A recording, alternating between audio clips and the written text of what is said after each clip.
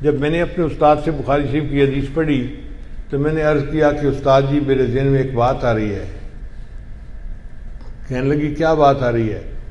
میں نے کہا کہ پنجابی میں کہتے ہیں کہیں نو کہیں دی تو بلی نو دہیں دی، کہ کسی کو کسی کی فکر ہوتی ہے اور بلی کو ہر وقت دہی کی سوچ ہوتی ہے جو اس کا غم یہی.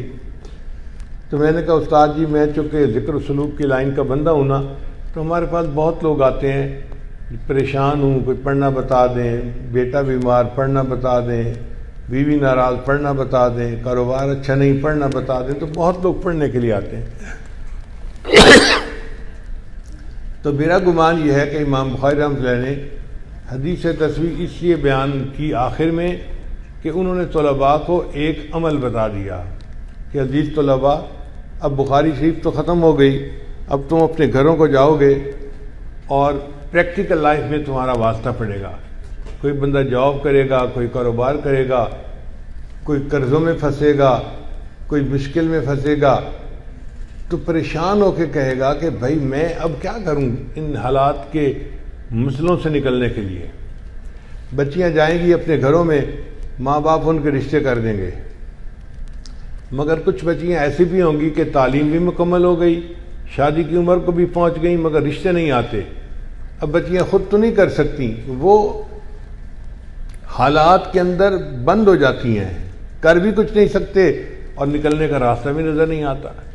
تو امام بخاری رحمۃ اللہ نے ان کو عمل بتا دیا کہ اگر تم تسبیح کا ذکر زیادہ کرو گے تو اللہ تعالیٰ تمہیں ان حالات میں سے نکال دیں گے. اور اس کی دلیل یہ ہے کہ یونس علیہ السلام ایک پیغمبر تھے جو مچھلی کے پیٹ میں چلے گئے تھے. اب مچھلی کے پیٹ میں ان کو سمجھ نہیں لگ رہی تھی کہ باہر نکلنے کی کیا ترکیب ہے، کوئی مخرج نہیں نظر آتا تھا.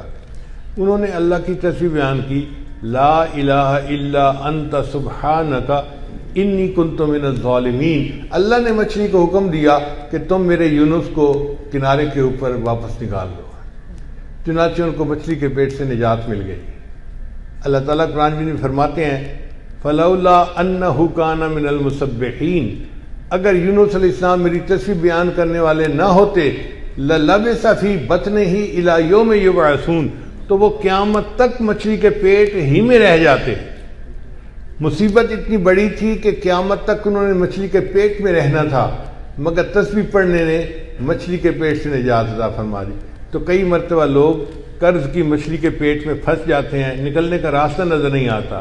تو امام بخاری نے چاہا کہ عزیز طلباء تمہیں عاملوں کے پاس جانے کی ضرورت نہیں ہے، میں بتا دیتا ہوں اس حدیث تصویر کو پڑھ لیا کرنا، اللہ تمہیں حالات کی مچھلی کے پیٹ سے نکال دیں گے.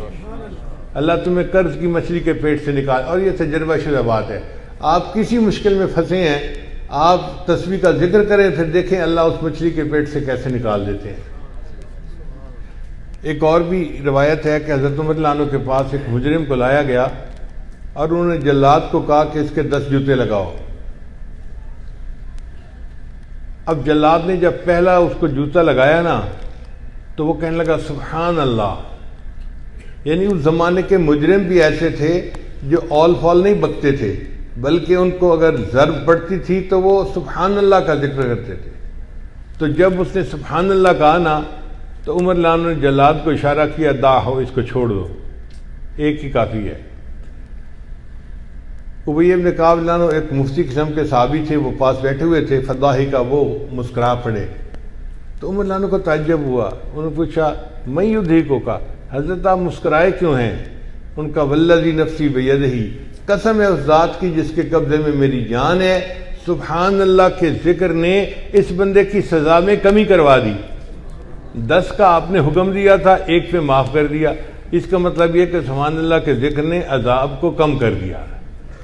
تو یہ سبحان اللہ کا ذکر ہماری زندگی کی مشکلات کو کم کر سکتا ہے، عذاب کو کم کر سکتا ہے اور ہمیں ان پریشانیوں سے نجات دے سکتا ہے. اس لیے امام بخاری نے یہ حدیث آخر پہ بیان فرمائی. تو ہمارے استاد نے اس جواب کو بہت پسند فرمایا. اللہ تعالی ہمیں اللہ اپنا ذکر کثرت کے ساتھ کرنے کی توفیق عطا فرمائے.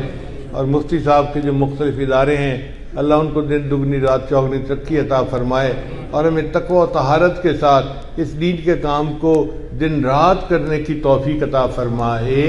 وآخر دعوانا ان الحمد للہ رب العالمین.